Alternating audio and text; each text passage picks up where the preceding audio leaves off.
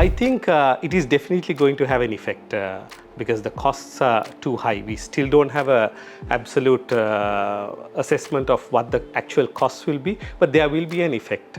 But what is working well for the government is because last year we had a much larger primary surplus than was expected by the IMF. So that is going to work in favor for the government.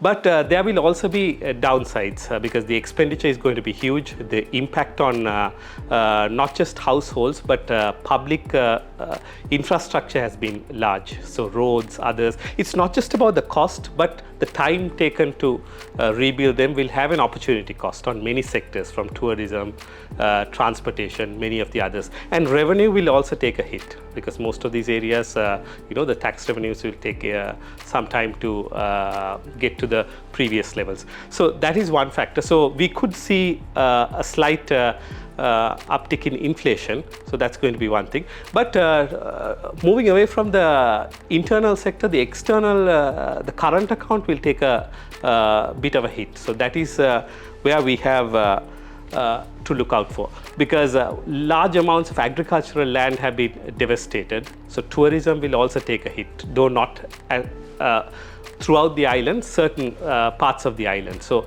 and the perception outside Sri Lanka is also that we have gone through a major flood, so it may take time for the brand image to be brought back to normal.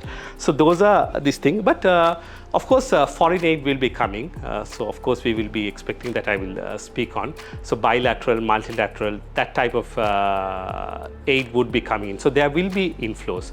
But overall our ability to keep the reserve targets would take a hit, because we are currently just about $6 billion. We should be around $7.3 billion by end of this year. Of course, the IMF and ADB funding would add another $700 million, like the central bank governor says. But with this, there may be an outflow of money, because a large number would be needed to import food, import investment goods, especially when it comes to reconstructing these areas. So there will definitely be an impact.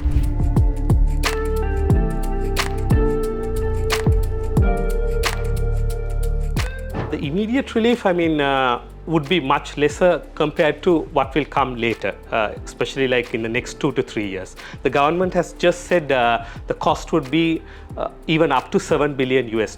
That's a huge loss, because the estimated loss for 2016, according to the then finance minister, was $2 billion. But this is a much larger damage on a much larger scale. So $7 billion is a lot of money. So that's like almost 21 times the cost of the Colombo-Katunaika Expressway, or you can say twice the amount of the IMF program. And if I'm able to put it more simply, the debt we owe to China is just slightly less than $4.5 billion. So $7 billion just for this flood is almost 1.5 times more than the total debt we owe bilaterally to China. So that's the amount of damage. So of course, Sri Lanka being a resilient nation, of course we can come back on our feet. And as I've been always saying, we would not have the fiscal space to come back much, which will be impacted in the next year or two. But we can do that through some of the structural reforms. Even yesterday, the World Bank country manager was saying what Sri Lanka needs is trade reforms. And we need to increase our productivity. And it needs to have investments coming in. So on these three fronts, if we can do this, that will make our recovery much faster.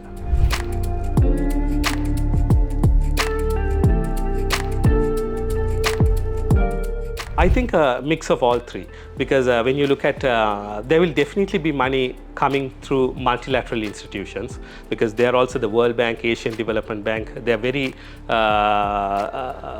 very supportive of climate-related disasters. So on that front, we would be receiving help. We've already received a large number of help, especially with India coming in to help Sri Lanka first. So from bilaterals, we will be expecting aid to flow in the coming months. So those are areas. But even if you look at other countries, like most recently Pakistan, and others, it was led by mostly multilateral aid came in, the World Bank and the Asian Development Bank, and also bilateral funding also came in. So I think there would definitely be help coming externally, and also we have to give credit to the government because they had a primary surplus beyond the IMF target, so that also can be used here. But at the same time, that was largely due to capital expenditure not being utilized, though that will have an impact on GDP growth, but at this time that will come in handy.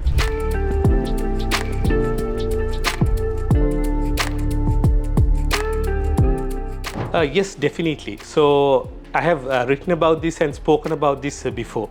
So one of the things about the IMF program, the projections, is that it doesn't include external shocks like climate, geopolitics is another thing. So these are very important. If you look at Sri Lanka, we are a climate hotspot, meaning we are prone to disasters like this. Not just flooding, but periods where we have no rain, crops going bad. So those are effects that would come in to affect us. So if you look at the last flooding was in 2016. So if you're going to go by the trend, we could, God forbid, see another thing by the early 2030s. So most of our debt repayments are kept to 2038. So if we see something in the early 2030s and we are not projected for that, the current account and the fiscal balance may be balanced, but a hit can set us back. But for now, I think we are okay, because even according to the IMF program, we are we are set to issue our first bond in 2027. So right now we should be okay, but the impact is huge.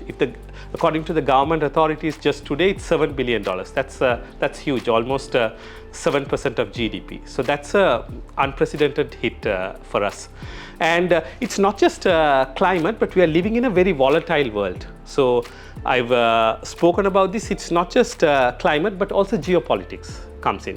For example, what caused the 2022 crisis? A lot of internal things, but also, the pandemic came in, the Russia-Ukraine war. So right now, while we are dealing with this, there is an external thing going on where, we are seeing a lot of aggressive comments by the US president against Venezuela. So there is a possibility of military action there. So Venezuela has the largest oil reserves in the world. So that could see, if things go, we could see a rise in oil prices. So these are things that are not projected and could hit Sri Lanka.